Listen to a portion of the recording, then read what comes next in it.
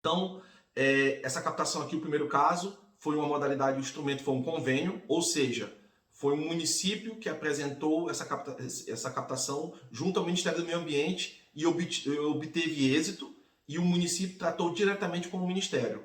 Não teve aqui a participação, por exemplo, da Caixa Econômica, que é um contrato de repasse. Então, as tratativas foram feitas direto com o Ministério. Um convênio que foi, uma captação que foi realizada no ano de 2020, o objeto dela foi implementação de ações de mitigação de atropelamentos de fauna silvestre e divulgação de avifauna do município de Cananéia, como suporte à gestão do potencial de turismo relacionado à fauna regional. Olha que interessante. O recurso ele veio através de emenda individual. Poderia ter sido através de emenda de bancada? Sim. Poderia ter sido através de emenda de comissão? Também. Poderia ter sido através de emenda de relatoria? Sim. Poderia ter sido sem ser de emenda parlamentar, num orçamento chamado extra emenda, que é saldo ministerial? Sim.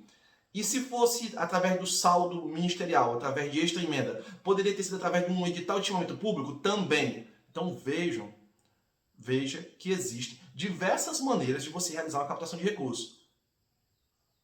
Os itens de investimento aqui foram execução de custeio. O valor captado foi R$100 mil e o município entrou com uma contrapartida de R$1.200. O que eles colocaram aqui como meta? Meta número 1, levantamento, mitigação e realização de banco de dados da fauna vertebrados vítimas de atropelamentos na malha rodoviária municipal e estadual.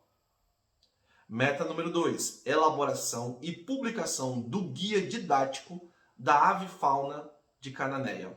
Olha que interessante. Como foi que eles executaram essas metas 1 e 2?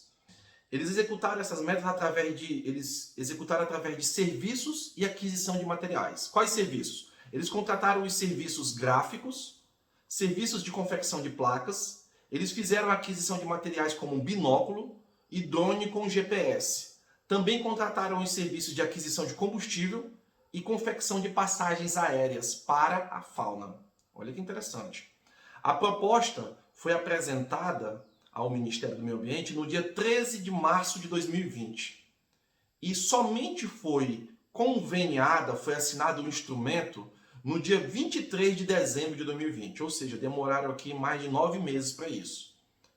Por que demorou aqui nesse caso mais de 9 meses? E outros casos do canal eu já mostrei que demorou uma semana, um mês, 2 meses.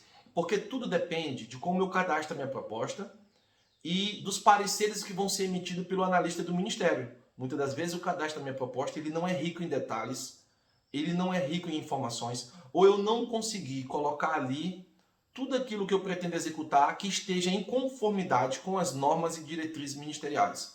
Veja a importância que é você ter alguém qualificado, especializado, alguém capacitado na área de captação de recursos, em todas as suas fases.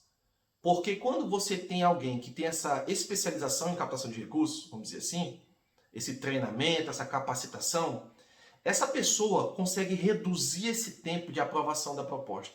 E por que isso é importante? Porque, como eu falei aqui nesse caso, o recurso veio através de uma emenda individual. As emendas individuais pertencem ao orçamento impositivo, ou seja, elas são de execução obrigatória, execução financeira obrigatória. Ou seja, se eu conseguir aprovar ela tem execução financeira obrigatória. Não, o Ministério ou o governo federal não poderia cancelar ela.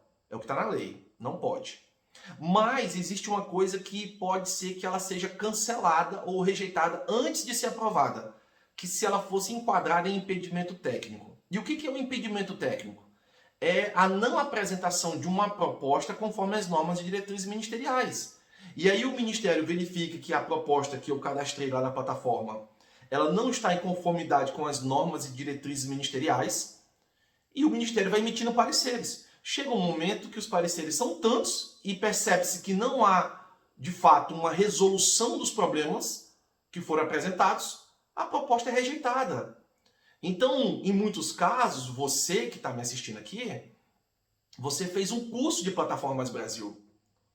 Você contratou um serviço que a sua equipe foi lá e fez um curso de operacionalização na plataforma. Eles sabem entrar na plataforma, sabem anexar arquivos, sabem para que serve cada aba. Isso é interessante, é importante. Mas além de eu operacionalizar a plataforma, eu tenho que entender da gestão da plataforma, da gestão de convênios em todas as suas fases. Porque uma coisa é eu fazer um curso e aprender a mexer na plataforma Mais Brasil. Outra coisa é eu entender da gestão de captação de recursos em todas as suas fases. Porque assim eu entenderia que se eu estou apresentando uma proposta ao meio ambiente, eu já tenho que saber ou estudar as normas e diretrizes desse programa ao qual eu pretendo receber um recurso.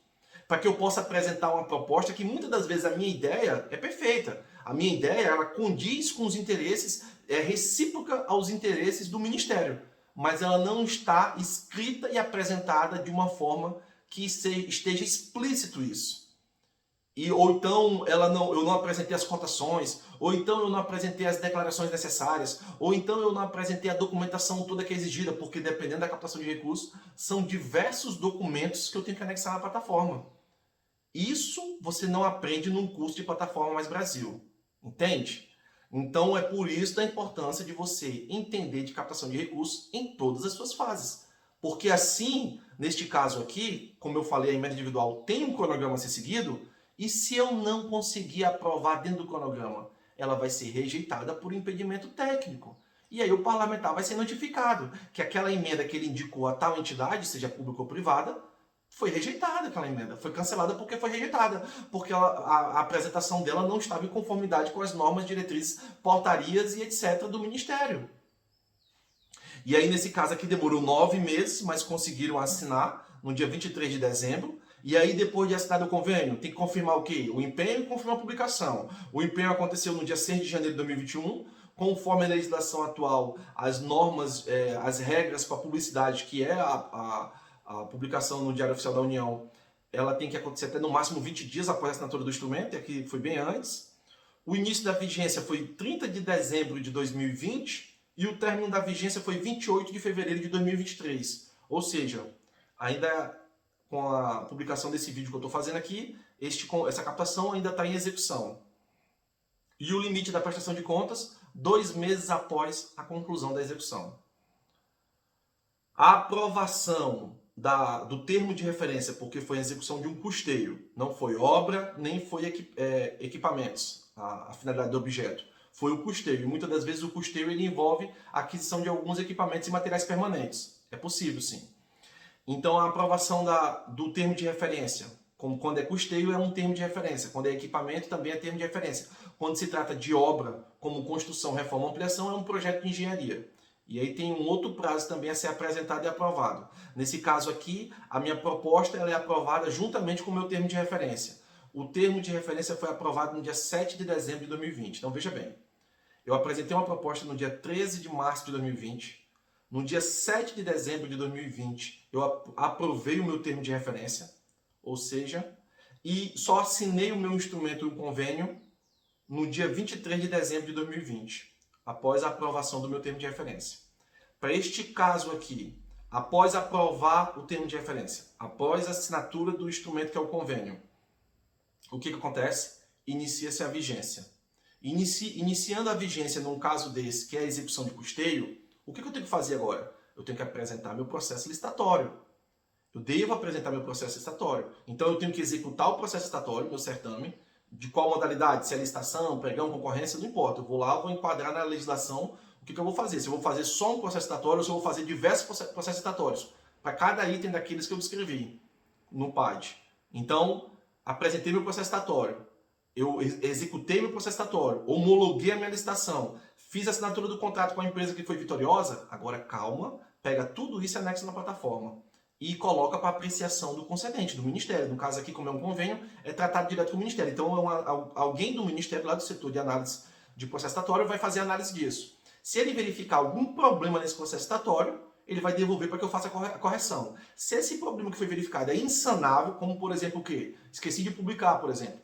Esqueci de dar publicidade. Isso aí é insanável, porque não tem como publicar com data anterior. Então, quando o problema é insanável, o que eu tenho que fazer? Cancelo tudo. Mas espera aí, então por que eu tive que assinar o contrato e eu não mandei esse processo licitatório só até a homologação e apresentei junto com o contrato, foi assinado, o contrato também é cancelado. Mas por que eu assinei o contrato e mandei o contrato? Porque dependendo da captação, o Ministério ou o concedente, ele vai fazer análise do teu contrato. Porque alguns tipos de captações, elas exigem algumas cláusulas específicas para cada tipo de contrato. Então, por isso que é importante colocar também o contrato assinado já. E se o Ministério cancelar o processo licitatório, até o contrato é cancelado, tudo é cancelado. E executa-se uma nova lei de processo licitatório. E acredite, isso acontece muito, todo dia. Então, neste caso aqui em específico, até a presente data do levantamento das informações, não tinha sido apresentado o processo licitatório ainda. E como não foi apresentado o processo licitatório, não houve desembolso ainda. Então, esse convênio aqui, nem execução, de fato, ele está. Ele está dentro do prazo de execução, mas não foi iniciado de fato a execução desse serviço. Tem que ser apresentado o processo licitatório. Isso acontece muito. Muitos entes, sejam públicos da esfera estadual, municipal, não importa qual, ou sejam privados como as ONGs, demoram demais após a assinatura do instrumento a apresentar o processo licitatório para dar início na execução, recebendo o desembolso do recurso, e se tiver contrapartida tem que fazer o depósito da contrapartida, aí sim pode dar início a tudo. Demoram demais. Ou muitos casos, todos os dias os processos licitatórios que são apresentados, eles têm problemas, têm erros. A equipe de licitação dos entes públicos ou das ONGs, ela tem que estar atualizada, preparada. Dependendo do ministério, existem certas coisas específicas naquele processo licitatório que tem que ser realizada, dependendo do tipo de captação. Não é tudo igual.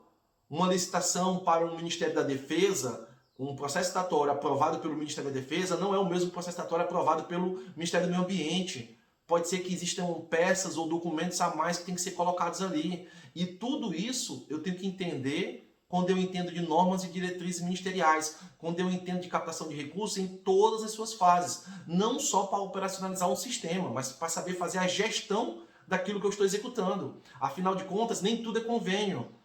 Existem 7 instrumentos somente na plataforma Mais Brasil através de transferência voluntária, que é o convênio, contrato de repasse, termo de cooperação, termo de colaboração, termo de compromisso, termo de fomento e termo de parceria. E para cada instrumento desse, dependendo de cada um deles, eu tenho uma forma de ser apresentado e executado um processo de execução, um processo licitatório, um certame.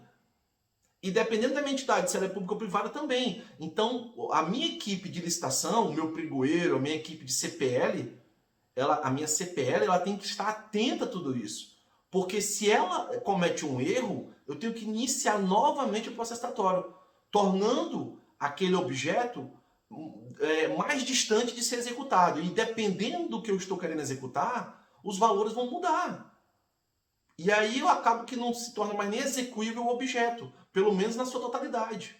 Entende a importância de toda a equipe estar centralizada e sendo assessorada ou tendo uma consultoria especializada nessa área de captação de recursos em todas as suas fases? É por conta disso. E isso acontece muito, e nós vamos ver nesses casos aqui que eu vou apresentar mais à frente.